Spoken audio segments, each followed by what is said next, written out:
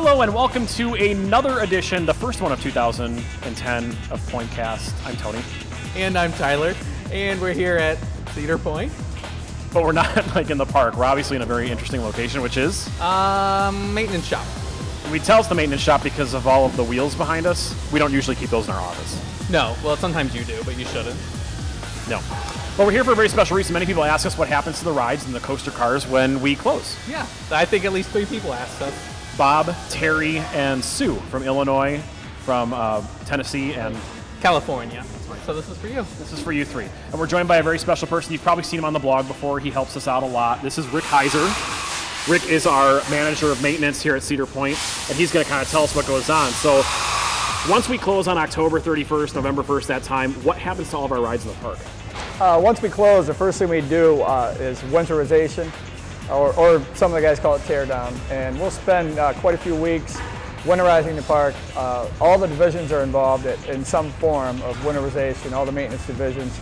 And there's approximately 138 full-time maintenance people that are involved in this whole process.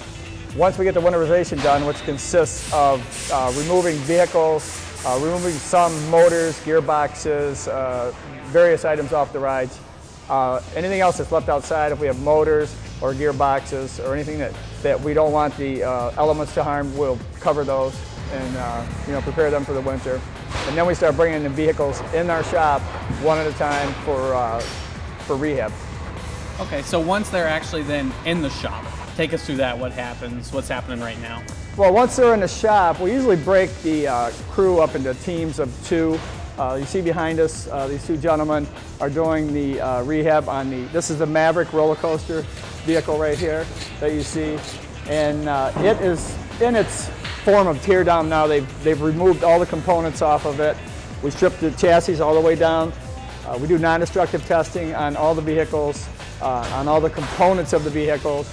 And then once they get that done, they start cleaning everything up, and then we'll install new bearings as needed, fasteners, bushings, anything that needs rebuilt, we'll get all new parts for it. And then they'll slowly start assembling the vehicle.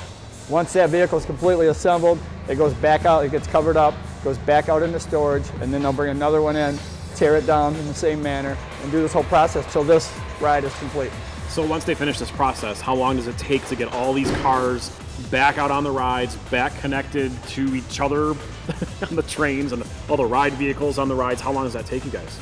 It depends on the ride. The Maverick, we usually don't start taking vehicles back out. Actually, we'll be doing that soon.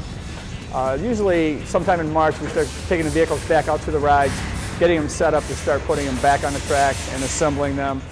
I'd say about 2 weeks to get the trains put on, connected, and aligned. And when can we ride them? You can ride opening day.